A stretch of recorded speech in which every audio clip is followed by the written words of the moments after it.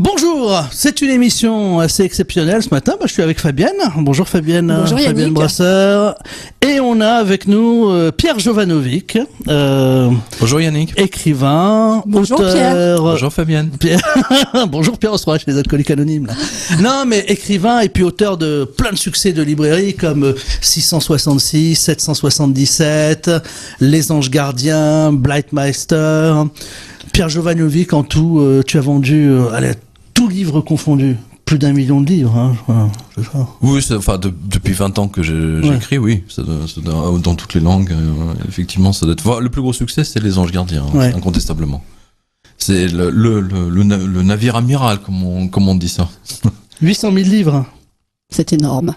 c'est pas mal. Hein. Ne comptez pas sur le gouvernement pour sauver vos économies. Et les nouvelles lois bancaires, européennes notamment, qui vont passer... Qui passe, il y a encore des lois Au mois de janvier en ce moment, oui. Mais ça veut dire que pour sauver une banque, on pourra prendre tout l'argent des épargnants, la concurrence de tout ce qui dépasse. La chypriotisation, voilà. Ça, j'avais vu ça lors de mon reportage à Chypre. Et maintenant, on y est. Les Européens ont voté les lois pour vous prendre tranquillement votre argent. Si le Crédit Agricole dépose le bilan, eh bien, les règlements européens permettent aux gens de prendre l'argent des gens pour renflouer la banque. Voilà. Donc si vous avez des économies, et je sais qu'à la Baule, il y a beaucoup d'économies, et dans la région, j'ai vu, c'est une magnifique ville, je dis, soyez quand même prudents, hein, voilà, je dis, pensez à se retraiter, puisqu'on parle des anges, hein, vous savez que il s'appelait Monsieur D'Angeli. Voilà. Alors que faire alors? Où est-ce qu'il faudrait placer ça? Qu'est-ce qu'il y aurait comme conseil, Pierre? Est-ce qu'il y a des valeurs sûres finalement? Est-ce que la pierre, par exemple, est une valeur sûre là? C'est la question là, que beaucoup de gens posent, notamment Olivier Delamarche. Hein, je sais pas si vous Oui, bien sûr, on connaît Olivier Delamarche.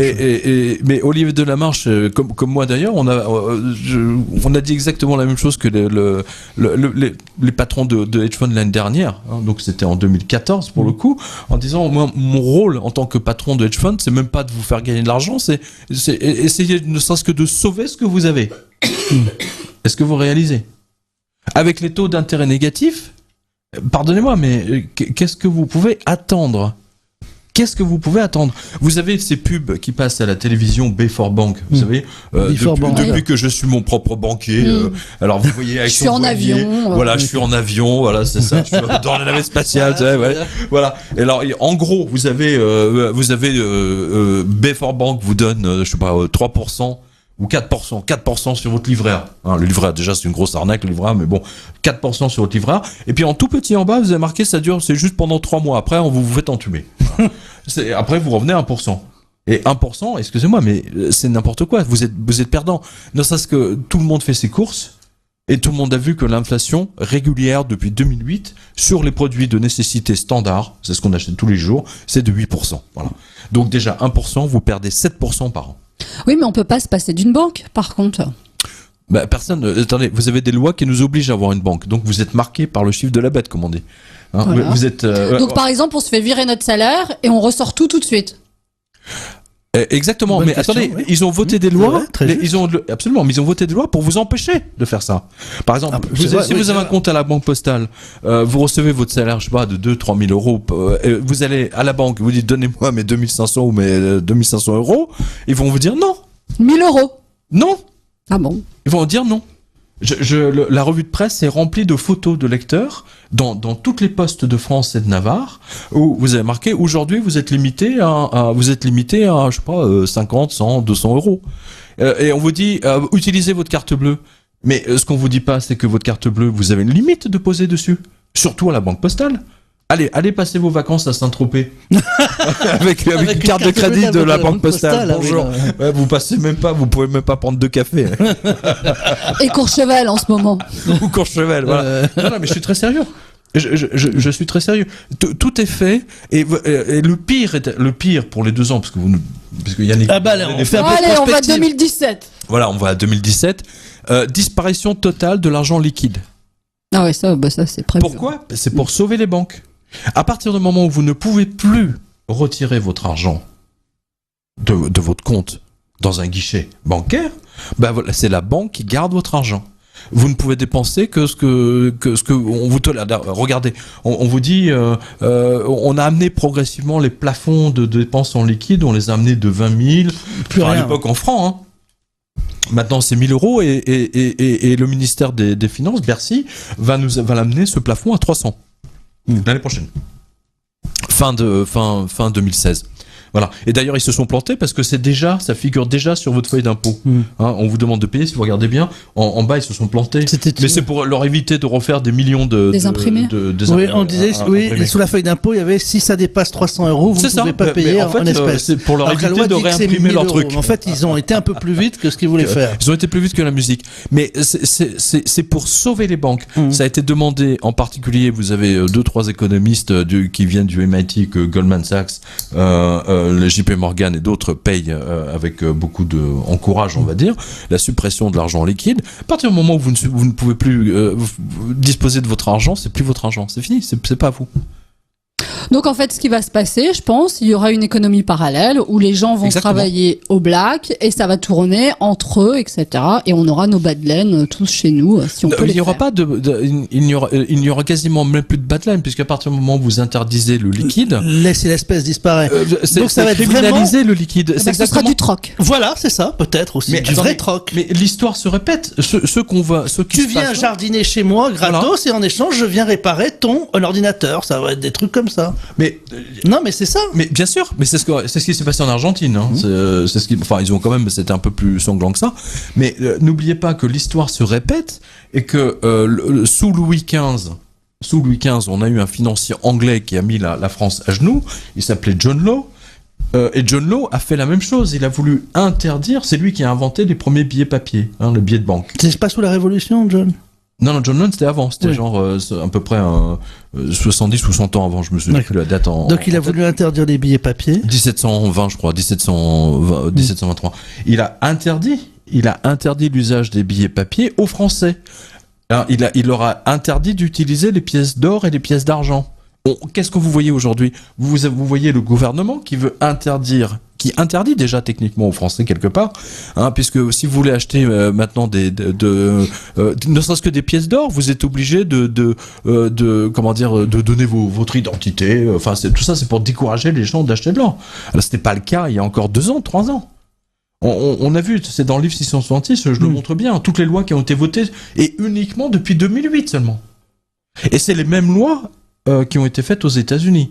Et tous les députés qui ont encouragé ça sont à la solde des États-Unis. Et je sais pertinemment ce que je dis. Bah alors qu'est-ce qu'on fait, Pierre ? Il faut se préparer, il faut revivre exactement ce que les Français ont vécu sous John Law ou sous la Révolution française avec les assignats.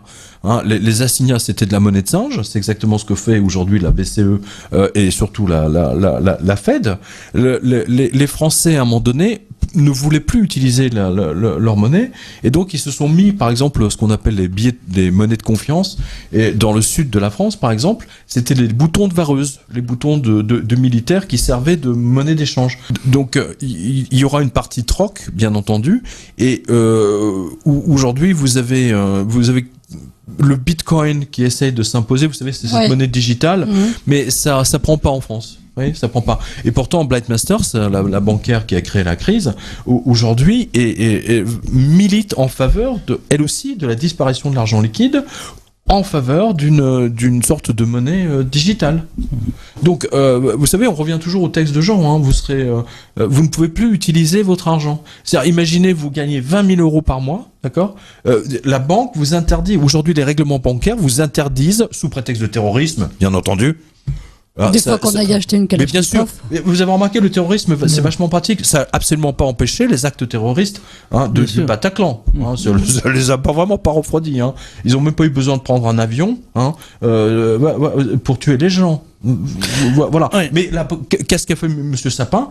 Il a dit, je vais interdire tout de suite les cartes de crédit rechargeables que vous achetez dans les tabacs. Voilà. Alors, vous voyez bien, pardon. Beaucoup de gens. Oui, non, mais on va essayer d'être concret. Beaucoup de gens, par exemple, pensent à l'immobilier, essayent d'aller vers l'immobilier, en disant la pierre, ça restera toujours une valeur refuge. Absolument, je m'appelle Pierre, vous savez, moi aussi je pense, non mais sérieusement, si vous regardez l'histoire financière de l'Antiquité jusqu'à nos jours, je pense à Rome, notamment, quand on parle de Néron, hein, vous savez, Néron qui jouait de la lyre et qui regardait Rome brûler, soi-disant que les chrétiens ils y étaient pour rien. Mais en fait, à la base, si vous regardez les mémoires de tous les écrivains, les philosophes et surtout des sénateurs de l'époque, ils vous disent que c'était une méga opération immobilière au profit de Néron et de ses proches. Ça, on ne voit jamais comme ça. Ça, on vous dit Néron en train de jouer de la lyre. Il était content. Voilà, mais en fait, c'est une opération de promotion Parce que Rome immobilière. va être reconstruit. Voilà, Rome a été reconstruit.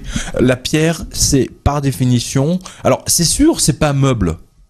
C'est pour ça qu'on dit immeuble, hein, meuble versus meuble, quelque chose qu'on peut emporter avec soi. Votre immeuble ou la maison, vous l'emportez pas, mais vous la louez.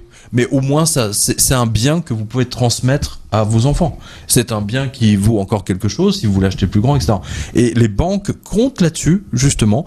C'est pour ça que la BNP a investi massivement dans Clépierre, par exemple. Et dans Nexity. Clépierre, c'est une filiale de la BNP. Qu'est-ce qui s'est passé récemment ? Je sais, EDF a été retiré du CAC 40. Qu'est-ce qu'on a mis dedans ? Qu'est-ce qu'ils ont mis dedans ? Clépierre. Voilà. Voilà.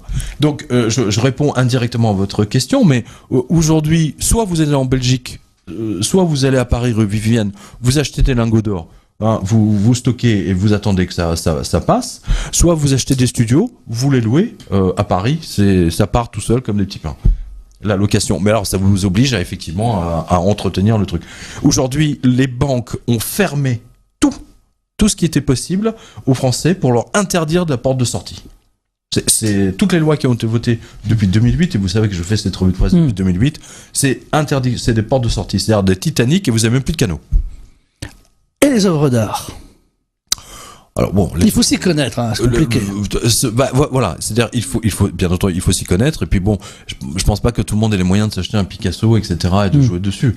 Vous savez, l'œuvre les œuvres d'art, on l'a vu récemment encore, sont surtout un moyen de dépenser son argent. Parce que les riches sont devenus encore plus riches au cours de ces... Donc il faut bien qu'ils dépensent. Une disparition de la classe moyenne, hein, c'est très net. On l'a vu aux États-Unis, on l'a vu en Espagne, en Italie ça a commencé, en France on le voit tous les jours. Et les riches, eux, deviennent de plus en plus riches parce que la planche à billets ne fonctionne que pour les riches et que pour les banques.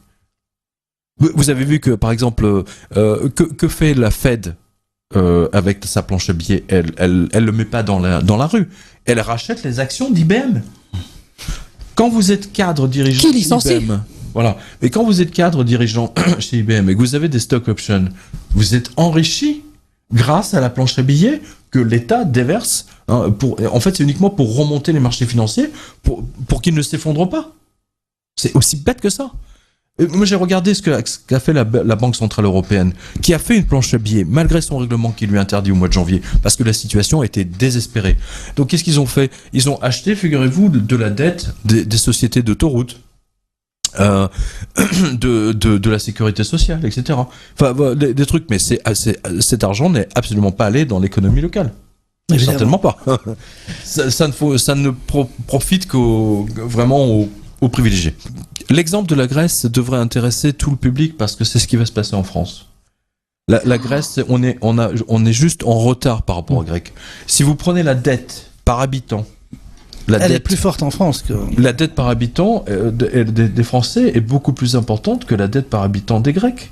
Et vous avez vu comment la Troïka les a mis à genoux. C'est plus un pays souverain. C'est un pays. Non, mais c'est pas grave, elle a FMI, on a Christine Lagarde, elle va nous aider. Le FMI, non, ça, je peux vous dire, c'est pas gagné. D'autant plus que là, ils ont décidé de la dégager du FMI parce que ça les arrange pas. Donc, c'est pour ça que d'un seul, hier, l'information est tombée. Finalement, on va la remettre en examen.